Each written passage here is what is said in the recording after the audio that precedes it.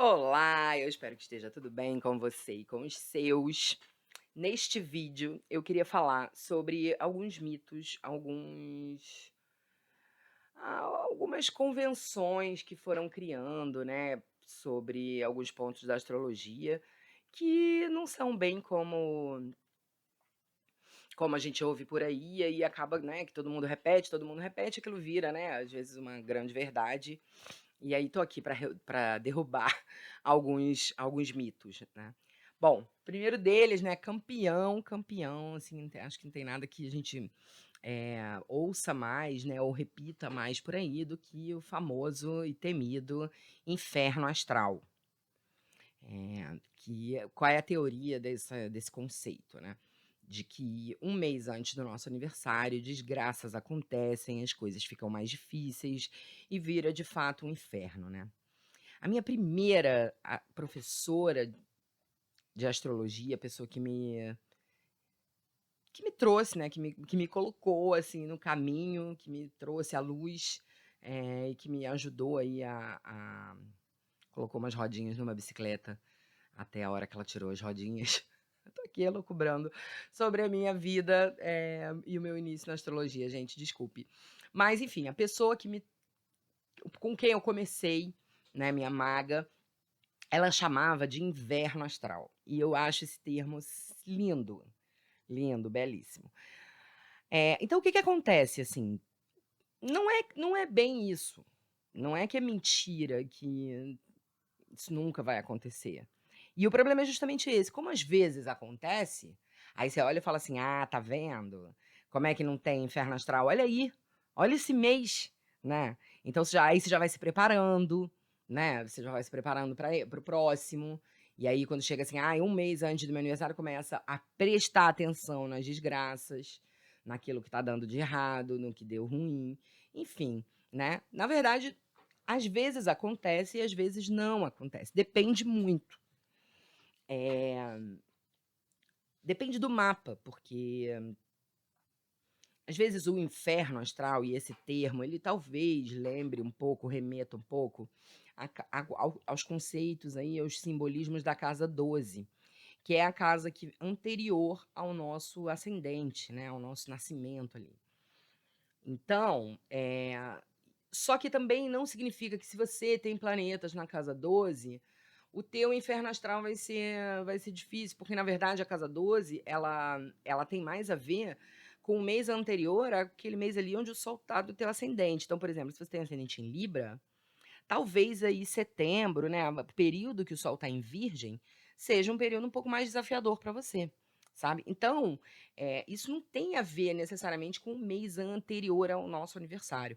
O que vai definir se o mês anterior ao nosso aniversário vai ser um mês desafiador, e aí você vai poder, validar esse conceito do inferno astral, na real, vai ser pela revolução solar, que aí é uma técnica que a gente usa na astrologia baseada no mapa gerado no momento que o Sol chega no mesmo ponto que você estava quando você nasceu, ou seja, seu aniversário, né, que é um outro mito que estou aqui anotado para falar. Mas assim, neste momento, ali pelo mapa do ano, aí a gente pode identificar como é que vai ser o próximo, a próxima as vésperas do próximo aniversário, sabe. Então, essa história de que isso não existe, assim, né, catedraticamente, assim, tipo, vai ter teu mês antes do teu aniversário vai ser horrível. Não, não necessariamente. Aliás, praticamente tudo na astrologia depende do mapa, sempre. A base é o mapa de origem, né, do que estamos falando, do que estamos tratando. Certo? Este é o primeiro ponto. Segundo ponto, viramos o ascendente depois dos 30 anos. Mano, eu não sei nem da onde surgiu, na real. Quer dizer, a gente consegue identificar porque o que que acontece quando a gente faz 30 anos? Normalmente, entre os 28 e 30 anos, a gente passa pelo nosso primeiro retorno de Saturno, né? O Saturno é um planeta que leva 28 a 30 anos para ele dar uma volta inteira. Então, nesse período é onde a gente vai ter aí o retorno do planeta Saturno, que é um planeta que fala de amadurecimento, de responsabilidade, então é um momento que a gente se cobra muito. E aí a gente aqui pode identificar sim alguma algum ponto de virada no sentido da gente reconhecer a nossa existência e falar assim, mano, é isso aqui mesmo, entendeu? Então tem que fazer alguma coisa com isso aqui. Então, é, falando aí em termos mais vulgares, é mais ou menos isso que acontece nos 30 anos. Agora, a gente não vira nada. Existem algumas técnicas, como a técnica de progressão, que aí o mapa vai andando, e aí esse vira, talvez a gente consiga entender um pouco, mas não pelo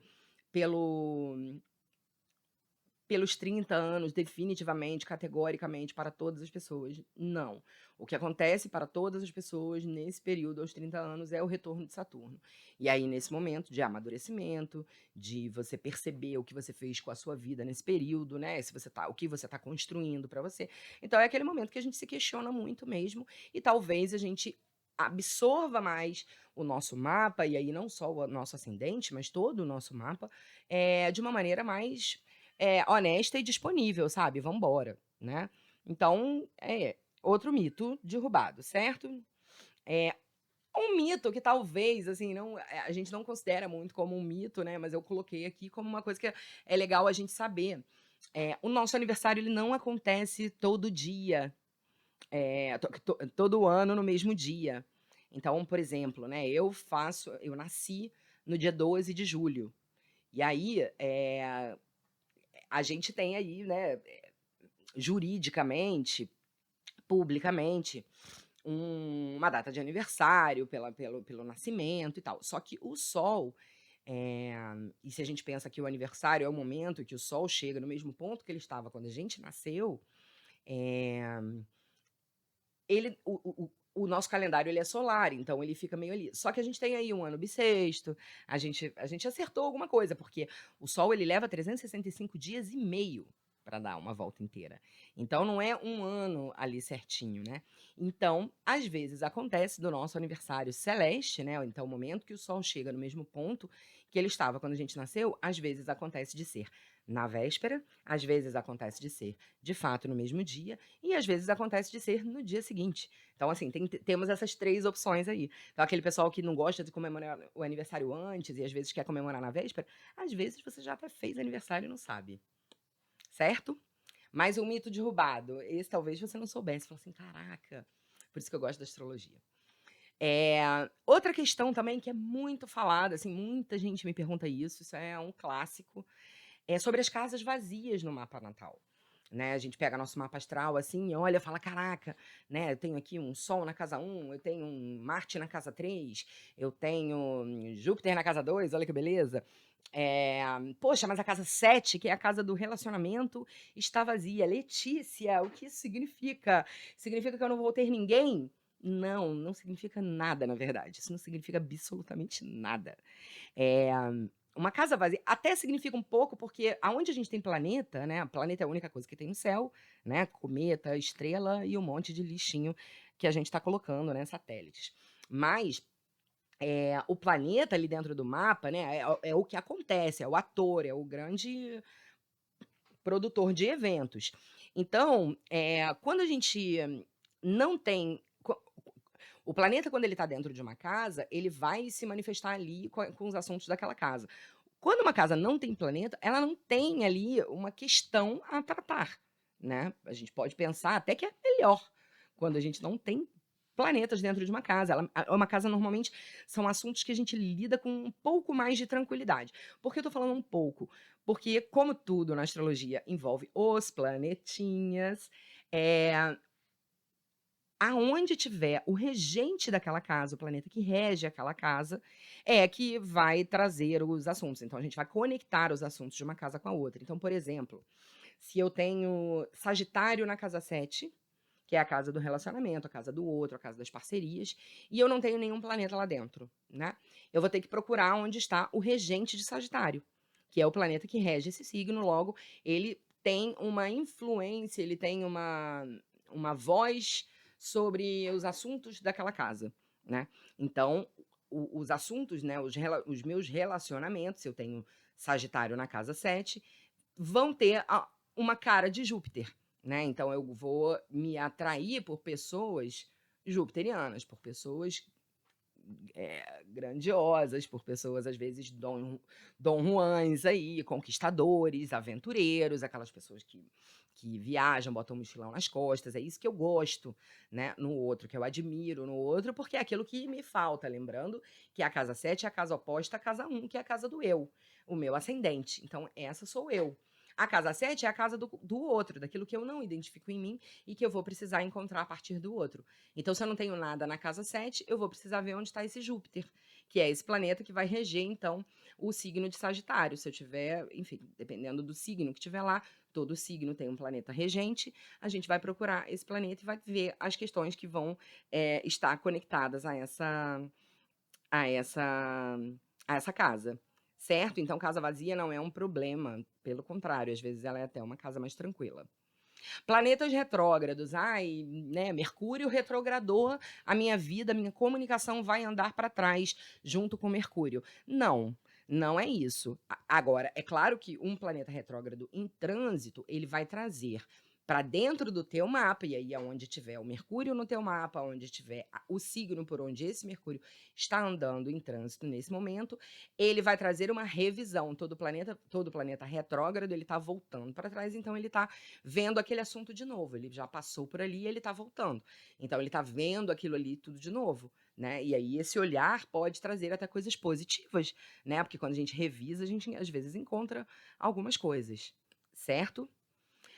Por último, e não menos importante, né, os astros nos influenciam, né? Não, Mercúrio não está lá confabulando como ele vai derrubar o seu celular quando ele andar para trás. Não, os astros não nos influenciam. O único astro que influencia a gente por estar muito próximo, por ser um satélite da Terra, é a Lua mesmo, né? A gente identifica isso nas marés, a gente identifica isso no ciclo feminino, a gente identifica, enfim, né, no humor de todos, né, inclusive os homens também, enfim.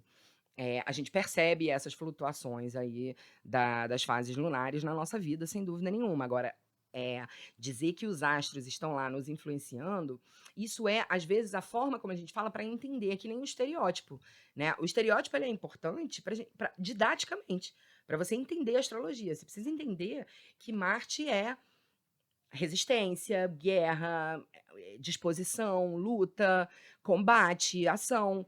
Essas são as palavras-chave de Marte. Né? E aí, você precisa entender isso quando você vai ligar uma coisa na outra, mas na verdade é só para você entender o que é aquele planeta ali. É claro que a pessoa vai ter, sim, qualidades marcianas, todos temos, né? Independente de onde estivesse Marte. Pode ser um Marte em caranguejo, que é um signo mais manso, né? Mas Marte não é manso, ele nunca será. Então ele está falando de uma agressividade lateral, por exemplo, como no caso do Marte em caranguejo. Certo?